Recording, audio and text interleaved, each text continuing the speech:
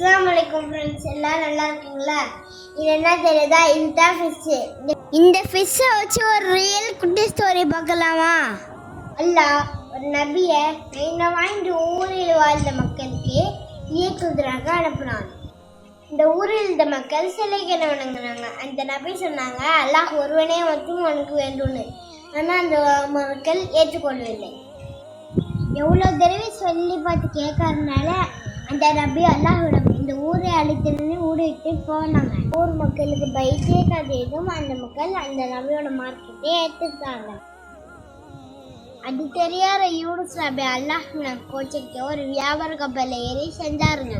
அப்ப நடுக்கடல்ல பயங்கரமான புயல் கத்தாடி. அப்ப கப்பலோட எடையை குடிக்க சீட்டு குலுக்கி போட்டு யாரையாவது கடல்ல வீசணும்னு நினைச்சாங்க.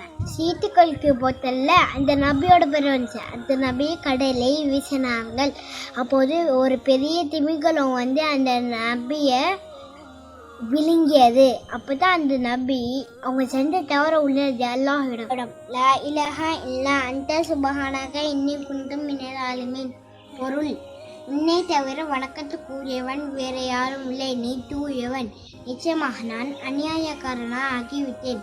மட்டும் அந்த நபி ஓதாம இருந்தாங்களா? எல்லாம் மறுமை நான் மீன் வயிற்றுல இருக்க வச்சு சொன்னான். அதன் பிறகு அல்லாஹ் அந்த நபியை மன்னித்து மீன் வயிற்றுலையும் வெளியேற்றினான். இப்போ கண்டுபிடிச்சிருக்கீங்க நான் எந்த நபியை பற்றி சொன்னேன்னு? ஆமாம், யூனுஸ் நபியை பற்றி தான் நான் சொன்னேன்.